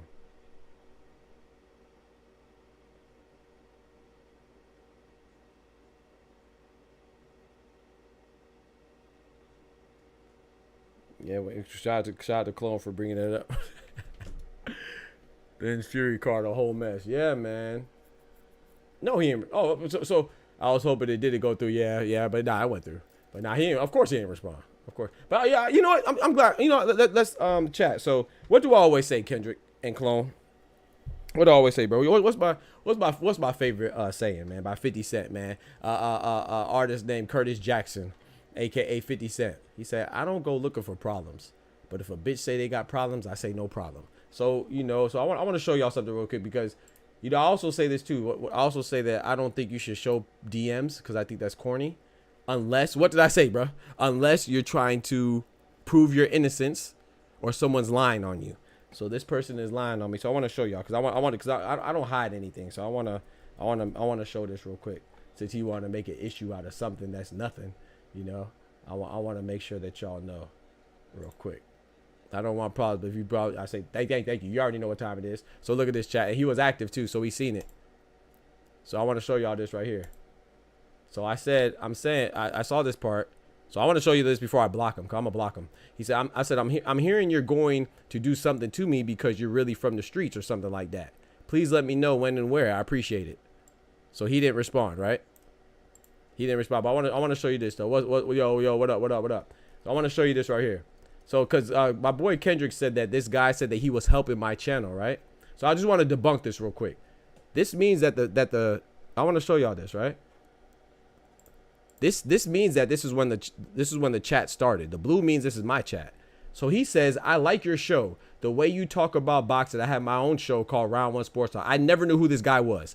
He hopped in my thing, asked me, and he even gave me his number. I never called him. I said, bro, we could talk on IG. I said, thanks for the compliment, blah, blah, blah. But I didn't exchange numbers. I'm not talking. I don't know you. So that he says, just so you know one thing about me, blah, blah, blah. I take my stuff seriously, such and such and such. Then he says, we could be the next Stephen A. Smith and Skip Bayless. He meant Bayless. He said bailiff. Because he's an idiot. So I just want to show y'all right now what because shout out to Kendrick for telling me this. He said that he was helping my channel. Helping me. You came to me and asked me to be on your channel. So I'm not mad, chat. But that's the thing. I'm not mad at him. I'm always mad. That's just how I am. I'm always mad. I just know how to manage my emotions. I'm not mad at him. But I just want to debunk theories when people lie. Don't lie on me, bro. This man came to me, said, how you helping me? That's number one. So he came to me and wanted to do like a partner show. We could be the next Stephen A. Smith and Skip Bailiff. So I just want to show y'all this before. And I want y'all to know that when he said that he would do some street shit to me, I said, I'm hearing you're going to do something to me because you're really from the streets or something like that. Please let me know when and where. I'd appreciate it. Now, it's not Smoochie's fault. It's his fault. That's what happens when you're an idiot. So I just want to show y'all that before I block this dude. Yeah, so I'm gonna go ahead. I don't do nothing behind the scenes. I don't do no faking. Let me show you this before so I just want to show y'all that. Let me unfollow this bum. Let me go ahead and block this bum. And then I want to show you this too, chat. I also want to show you this. This is what he said, chat. Shout out to Smoochie, shout out to Clone, shout out to Ty. They told me in his stream that he said that he's helping my channel, right? I want to show y'all this, chat. He's helping my channel. This is his channel, right? I want to show y'all this. This is very important. He said he's helping me, chat. Look at these views, chat. I'm the blue, and he's the red, right? Can y'all see what this says? Let me zoom in for you real quick. I'm gonna be petty. Let's be petty. Let me zoom in for you real quick. I don't have the biggest channel, chat. I don't have the biggest channel. You know, God bless me with what I have, and I'm happy with it. Do y'all see what that says? I don't have the biggest channel, you know, but we're gonna grow and we're gonna do our thing. I want to show y'all this. Y'all see what that says? Can y'all see that? It says you, which is me, 24,000. Him, 12,000. I'm the blue. He's the red. I have double his views. So how are you going to help me? You can't help yourself. How are you helping me? Oh, by the way, I want to show you one more thing, chat. One more thing before I finish. You know what I'm saying? Let me just debunk that stuff because you're not going to lie on me because you're a bum and you're a goofy talking all that shit. So let's see. Look, chat. Go to his videos. Let's go to his videos. His oldest video. 3 years ago. My channel's 1 year old. His oldest video is 3 years ago. 3 years ago, chat. That was his oldest video. Looking like a dummy. Let's go to my channel. Let's go to my... I'm just debunking this stuff, chat. I'm just debunking. Let's go to my oldest video. My oldest video is 1 year ago. So his channel is 3 times older than mine. And I got double his views. My channel is not big, chat. I'm not bragging.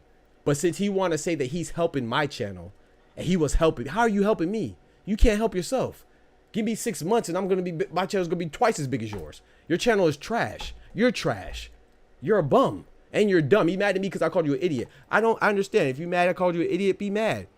But have accountability. I called you an idiot because you came to my channel antagonizing me. You came to my channel calling me a liar and a hater. And then when I debunked the dumb shit that you were saying, you got mad and got in your feelings and dedicated a whole stream to me. I would never dedicate a stream to you. You're nobody. You mean nothing. You know what I'm talking about? Yeah, but you let me know when you want to pull up, though. I appreciate it. Just let me know that. Yeah, so I just want to show y'all. I don't do no faking. I follow him. That's how I follow him right here. Let me show y'all what I'm about to do right now. Let me unfollow this bum. Unsubscribe for this bum. Fuck out my face. I'm gonna kick him out the Discord too. Goofy. Eat a dick. He said technically it was twice as big. Hey, yo. Hey, yo. No, did he? Bro, I don't like the beef. I think it's so silly, bro. I think you're mad because he's mad because I said that MJ Badaliev is a #1 mandatory. He thought I was wrong, and then I showed him that he was right, so he went on a whole tirade. That's bro. I want to do boxing news, bro. And shout out to Kendrick. I'm not saying that to be petty, you know. I don't ever feel like you got to get in an argument with me with a content creator. I mean, get in an argument with a content creator on my behalf. They're not gonna do nothing to me. You know what I'm saying? It's just talking. I enjoy boxing. I don't respond because I don't want to tear anybody down. And nor do I want anybody to come at me. But if you're gonna come at me, then I have to address it. You know, and I got to address it at least a little bit. So when he says that he was helping me, make it seem like I came to him. No, you came to me and asked me to be on your show. And every time you're on my show, we even interact. It's because you're over here. I'm not over there. And you're over there politicking with this person and this person trying to use their channel to ride their coattails to grow. I'm getting out the mud, baby. That's what I do. I don't need anybody to help me. I got God with me. I don't need nobody to help me. I believe in myself. I have faith in myself. I don't have to go and run on this person's platform to try to advertise and advocate for people to come to view my channel. I'm going to get there, bro, and I'm cool. You know what I'm saying? So when you go and say stuff like, oh, you're trying to help my channel's trash, and why are you in my channel? And if my channel, you're trying to help me, how come you can't help yourself? Because I got twice as many views as you, bro. And it's still not big because I want 1,000% more views than I got right now. We in the mud. I'm gonna get out though. You know what I'm talking about? I'm in the mud. I'm not competing with you, bro. You couldn't compete with me, bro. You're not somebody that I compete with. I'm competing with life. I'm not competing with you. You're a freaking loser, bro. Kingmaker in the building. Yeah, I just had to address that real quick, man. My bad. I just had to address that real quick. Shout out to Kingmaker. I just reiterated what he said. He's twice as big. Hey, yo, no diddy. But yeah, I just had to address that, man. Because shout out to Kendrick and shout out to Ty and Clone and Smoochie. Everybody let me know what he was saying.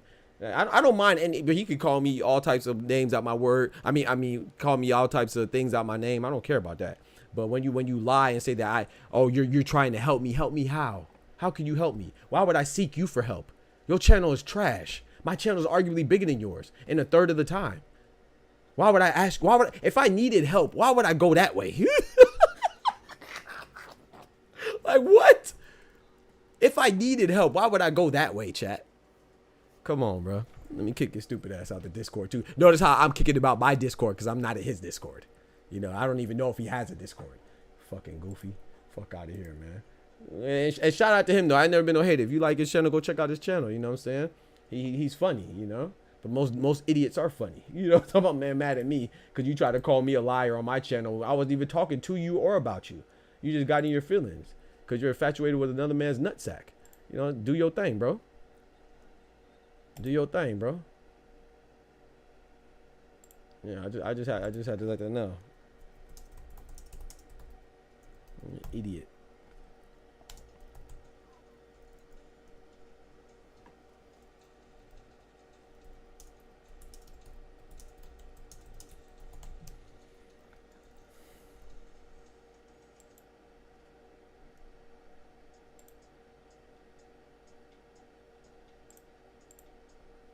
about my channel, man. You'll surpass him in subscribers. Of course. Of course. But that's the thing. That's the thing, Canelo. I will never know when I do because I don't care. But the reason why I brought that up is because shout out to Kendrick, shout out to Smoochie, shout out to Ty, shout out to Clone. They told me that he said that I was contacting him for help. What? Why would I ask you for help? He was trying to help me? What? Your channel's been on for 3 years. What are we doing? My channel's been a year. There's nothing to brag about, but if you're gonna try to talk that, you know, I don't. Bro, compliment yourself. Don't involve me in your own. Don't try to in order to compliment yourself, don't put me down. Don't involve me. Just compliment yourself. You think you have a great channel? Cool. If you think your channel is great, cool. I'm sure it is. I'm rooting for you. You know. But if don't try to down me in order to boost yourself up, bro. Your channel has been on for 3 years. In 2 months, I probably 3 months. Good Lord willing. You never know what God. I mean, his could blow up too, but. You know, you never know what God has in plan. But the last thing I would do if I was going to ask anybody for help, it wouldn't be him. If, like I said, I don't know if I should have, even if he has more subscribers than me or I have more subscribers than him, it's not a competition. I'm not competing with him. I was like, he's pocket watching, bro. Who pocket watches? I only went and looked at it because he said that he was helping me. You can't help me, bro. You can't help yourself. And if he was a friend, why would you use your need of help as a weakness? This is all. Thank you, Kingmaker. Thank you, Kingmaker. Thank you. If he was my friend, he reached out to me. Hey, Kingmaker, I don't know him. You know, like I said, I think it's very weak to show people's DMs. I think it's very weak to show personal messages. But if somebody is talking trash about you and they're lying on you and they're saying things that simply aren't true, I think it's important to use that evidence or whatever evidence you have to expose the truth. You know what I'm saying? And prove otherwise, bro. I did not know him. He came to me because he complimented me, said how much he liked my channel because of how I talked about Ryan Garcia, and he wanted to collaborate with me. So I think that he was always mad when I didn't collaborate with him. It's nothing against him. I'm not gonna go overboard. It's nothing against him. I like to do stuff a certain way, bro, and I don't want to disrespect anybody who does things a certain way. And I like boxing at the core of me, bro. That's why I rock with Ryan Boxing Talk. Ryan Frazier Boxing Talk up north, because I know me and him don't agree on everything, but I know he likes boxing at his core. I'm not with all the drama. Like every time I see him, if I'm watching Just Do, you know what I'm saying, shout out to Just Do, that's another platform I like. If I see him on a platform, he's always arguing with somebody. Like we could disagree, bro, but the last thing I want to do is try to establish some type of sense of superiority on somebody else's platform who I respect. Because even if I don't know you, I'm going to give you respect by default. You know, I'm not trying to argue with you because you're not. I'm gonna be honest, man. When it comes to him, he's not mentally equipped. You're not intellectually equipped. You're not intelligent enough. You can't argue with me. You don't have the mental capacity to do so. That's impossible for you. You know what I'm saying? I'm just gonna make you look and feel as dumb as you sound. That's why he's mad. That's it. Rocha lost too. Y'all went for, yeah, Rocha. No. Rocha was a draw. It was a draw, dub. He already shown his character, which is disgusting. Thank you, Kingmaker. Very disgusted, bro. You know what I'm saying? Like I said, I'm not trying to knock anybody, but I'd be damned if you try to make it seem like I came to you for help and you're trying to help my channel. And no, bro. You couldn't help me if I needed help. If I needed help, bro, I'd have been dead. If you were the person I had to seek for help, I'd have been dead. Cause you dead. I'd have been dead. But yeah, man. So I sent them the message about I sent them, y'all saw I sent them the message when he said that he's from the street or something like that. So I asked him, if you're from the street, then please give me opportunity to see what kind of street you're from, because that's the point of that. That's a great thing about being a stand-up person, you know, because I don't have to be in the street to be real. I don't have to be in the house to be real. I don't have to be on the porch. I don't have to be at work. I'm me wherever I go. That's the whole point of being real. Now, if you want to be real, like you're the realest when you're in the street, or you're the realest from the street, or you're only real when you're in the street, that's you. You're very limited. We can already tell by the way you express yourself. You know what I'm saying? I'm me whether I'm at school, whether I'm at work, whether I'm at the job, whether I'm at home, whether I'm at church. I'm me, bro. Or on the internet. I'm me. I don't have to pretend or nothing, because you know what I'm saying? If I disrespected you, I could almost guarantee that I did not initiate it. I disrespected you because you didn't tell the full story. You probably disrespected me, and I just disrespected you better. That's why you're mad. You know what I'm saying? I'm not trying to get even. I'm getting over. You know what I'm talking about? The man dedicated the whole stream to me. That's crazy. He said, Borzoi, he said, think Canelo may be considered Bruno. He might be. He lost me when he had the debate when the Illuminati was trolled and they didn't know what amino acids were compared to. Thank you. They just say stuff. And that's the thing. But unfortunately, or fortunately for certain people, fortunately for certain people, unfortunately for somebody like me, is like, there's a certain point where on the internet, the more ridiculous you are, the less facts you have, the more outrageous you are, the more popular you get. Because there's just a lot of people that are content with being led astray, you know what I'm saying? And that's what it is, you know. But it's all good though. The if you follow fashion and you do what everybody else does, then you're gonna be like them. And it might seem good on Instagram, or it might seem good on the Vine or whatever the hell that you look at that, or TikTok. But is it really good? We'll find out at the end of the day, man. We all gonna find out. Do not stoop unless it's in the ring under my young warrior. Facts. Unless it is in a ring, only my young warrior. That's a fact, Kingmaker. You're right about that. You're right, but I just had to debunk that nonsense that he said, because that annoyed me for real.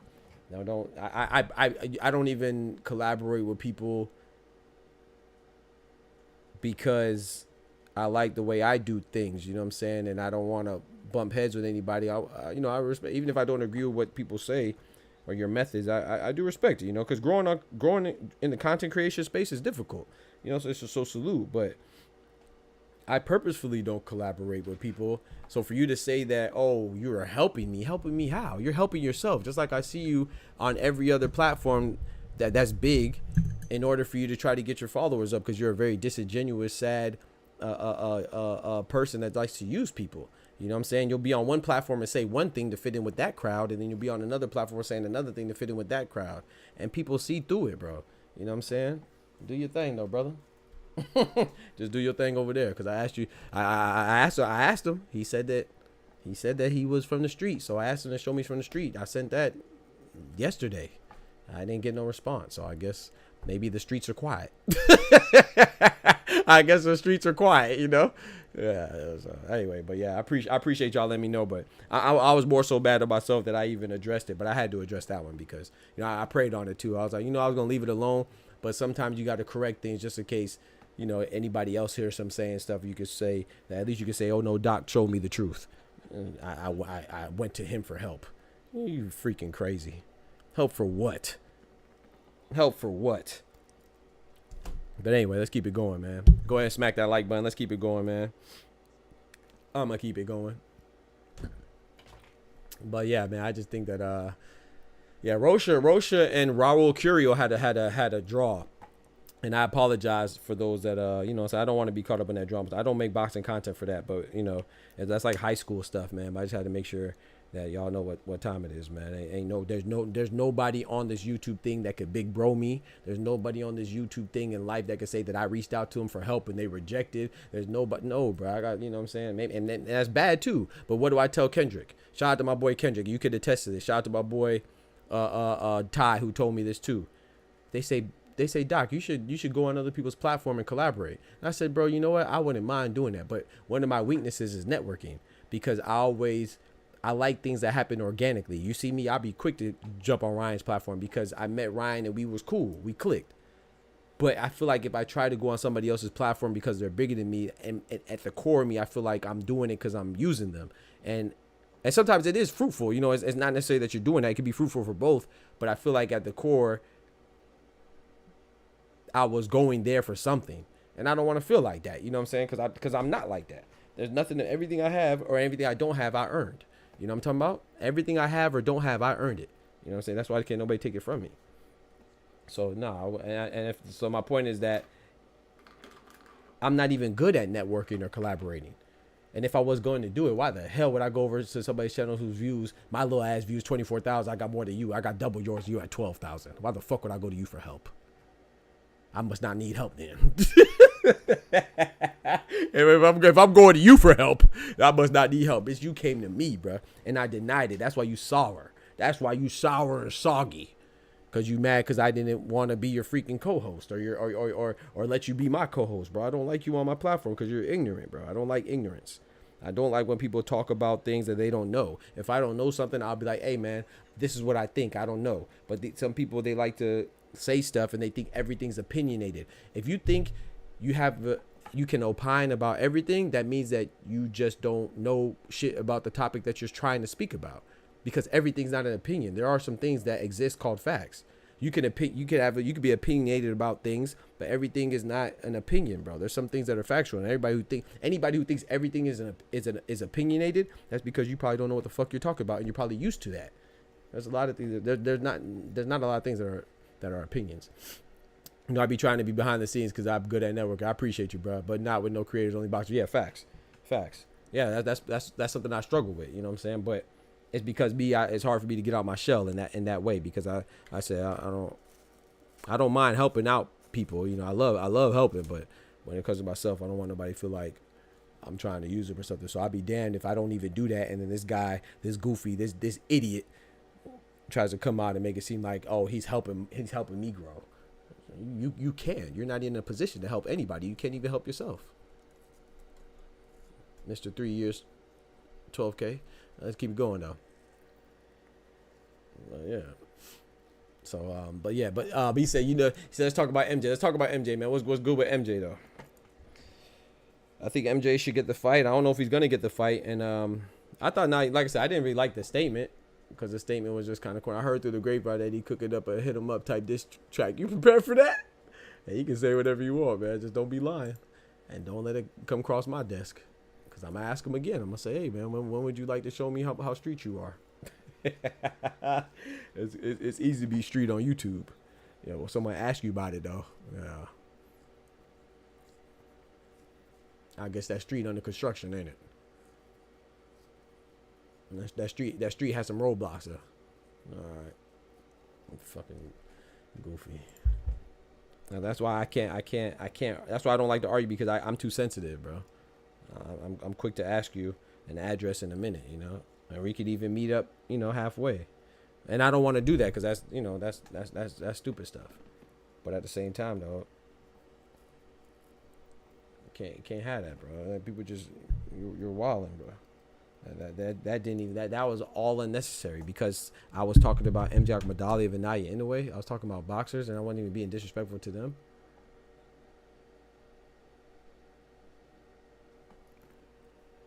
But yeah, let me see if I can find the Naya Inoue stuff.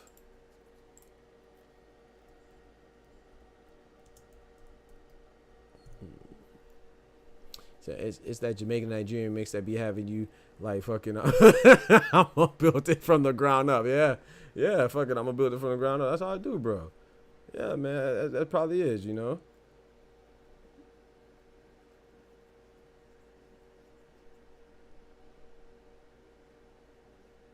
Probably is, bro. It's so funny, people saying, oh yeah, MJ got to go avenge his loss. Like, you know, this what I be talking about though with the MJ stuff, right? People saying, oh, he has one loss. People say he has to go avenge his loss against Tapales. Did TJ Doheny avenge his losses when he got Naya Inoue? Oh, you didn't want that though, because you knew he could beat him easily. That's what it's just so obvious that you can see when people make certain rules. Certain people, like, I think Inoue beats Akhmadaliev. But why does Akhmadaliev have to go avenge a loss in order to fight him? Did Louis Neary avenge his loss against Brandon Figueroa when Naya Inoue fought him? If the answer is no, then what the freak are you talking about? If the answer is no, TJ Doheny lost 4 times prior to losing to Inoue and he didn't avenge those losses. If the answer is no, then why does MJ Akhmadaliev have to avenge his loss to Tapales? A loss that he lost by split decision. I just think it's very weird. But this is Inoue's response. He said, why do I have to run away? So this is what Naya Inoue said in regards to Matchroom and them saying that, you know, calling out Inoue, you know, the other night. He said, why do I have to run away from someone who lost to Tapales? There's zero need for it. If you want to fight, keep the value of winning and wait. Now I'm fully focused on the Goodman fight. Keep the value of winning and wait. So he's saying that because he lost to Tapales, he lost value, even though there's plenty of people that are in the mandatory position that have losses. You don't have to be undefeated to be mandatory. or ranked number 1 or have a fight ordered. That's just facts. In fact, Karen Chukadze lost to Jerron Boots Ennis and then fought him again as a mandatory. He lost again.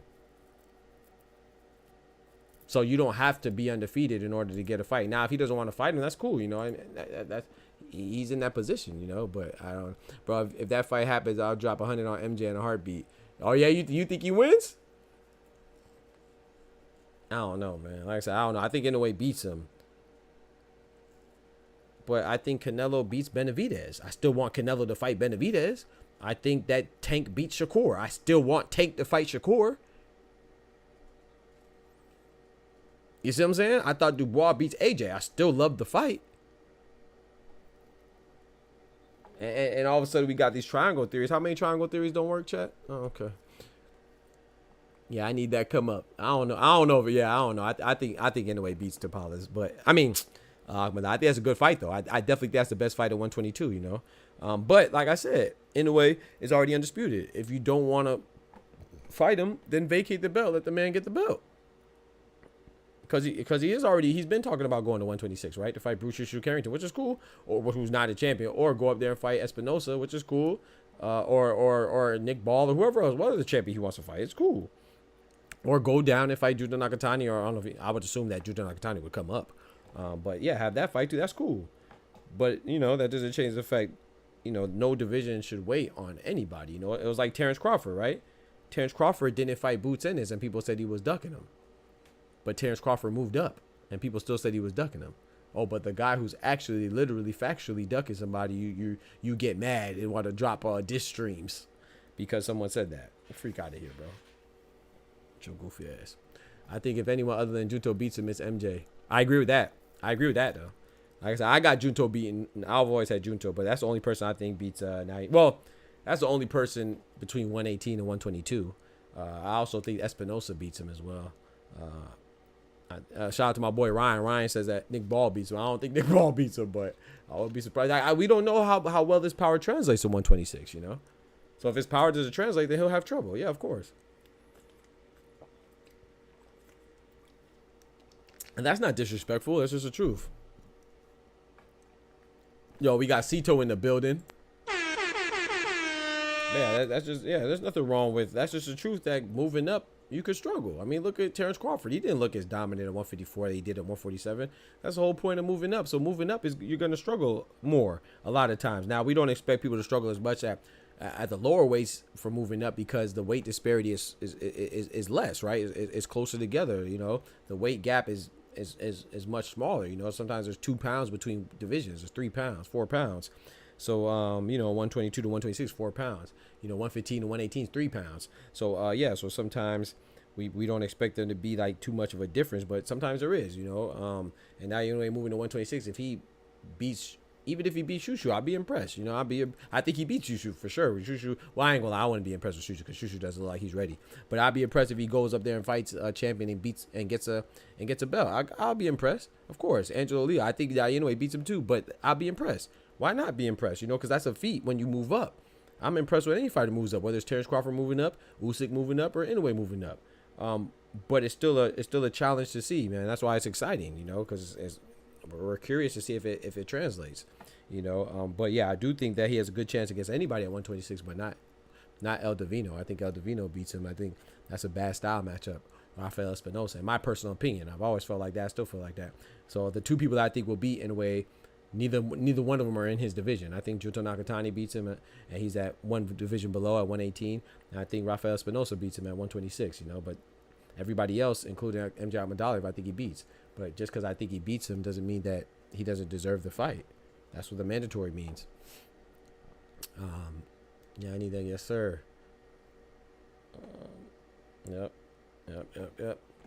But yeah, man, I'm not mad at that though, Kendrick. I think that, like I said, MJ Ahmadaliev is a good fight. You know, he looked when he lost. If you go watch that Marlon Tapales fight, I think the right person won. Don't get me wrong. I think Tapales won, but it was a split decision loss, and it was a good fight.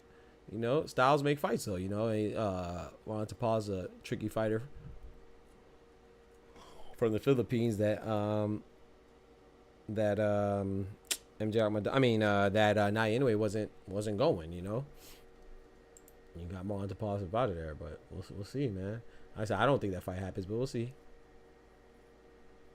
I do think he's gonna fight David Picasso next. But yeah, I just want to chop it up real quick, man. I'm about to go ahead and call it though. I just want to chop it up with y'all, man. Hey, go check out the last video I dropped, man, in regards to the Jaime Munguia upset. Oh my gosh, I'm still hurt, man. I hate to see my boy go out like that, man. That sucked. That sucked, man. Shout out to Jaime Munguia, man.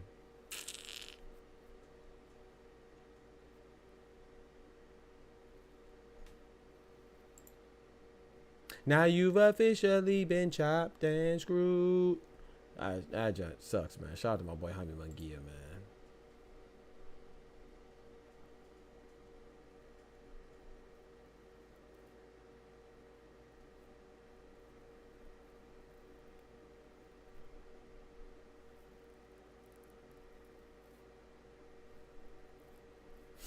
Yes, sir, man. But shoot, y'all be easy. Take care of yourselves. I'm gonna go ahead and watch these basketball games. The basketball games are on too.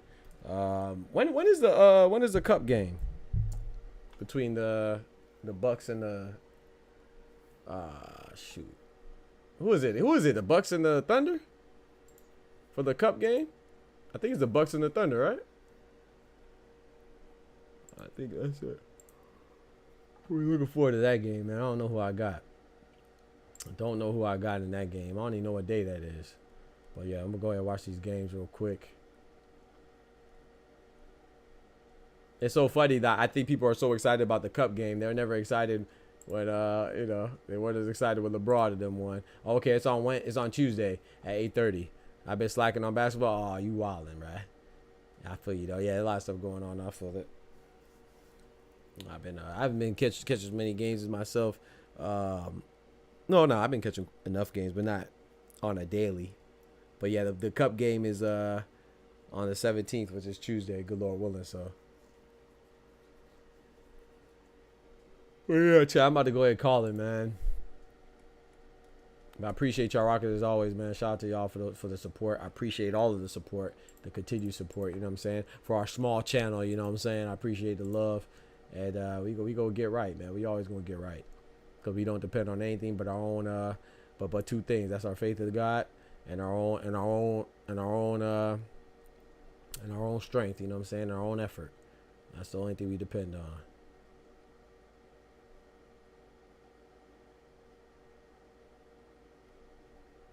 Munguia upset of the year, chill vibes. Definitely one of them, man. Definitely one of them, man. Definitely one of them, man. I think that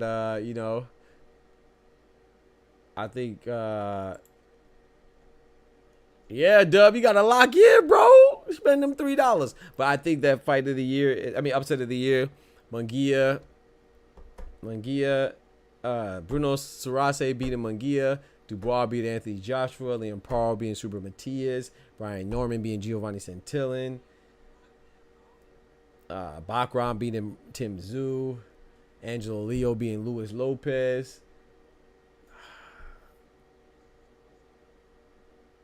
There's a lot, bro. There's a lot, man. So it's hard to choose from, man. So we'll see how it goes, man. But yeah, I appreciate y'all rocking as always, man. Shout out to my boy Dub for the gosh dang $10, man. Dropping that super chat, man. I appreciate that, bro. The graffiti on the chat walls. Y'all be easy. Take care of yourselves. Remember, with God, we can do anything. Without God, we're nothing. The doctor's out. Peace. I'm sorry I had to handle that situation, you know what I'm saying? But I don't want to do that anymore. But when people lie on you, it's up to you to set the record straight, you know what I'm saying? Don't let people just lie on you. And even if you don't get to show them, it's not important about showing them. Let them say whatever they want. But it's important to set the record straight, man. Don't let anybody lie on your name, you know what I'm saying? Now, if they accuse you of something you did it, that's different. But if someone's blatantly lying and you have evidence, then it's up to you to, you know what I'm saying, set the record straight. And I wasn't going to say idly by, you know. But yeah, I apologize that we had to even go to that, stoop to that level, you know what I'm saying, with the freaking idiots. But yeah, man, y'all be easy. I'll catch y'all tomorrow on the flip side, man. Good Lord willing. Peace. From the hood to college, both worlds they had to meet. 6 degrees between us, so cold, we're about to freeze. But we're Florida boys, hot takes, we bring the heat. We're moving the culture, the engineers to the streets.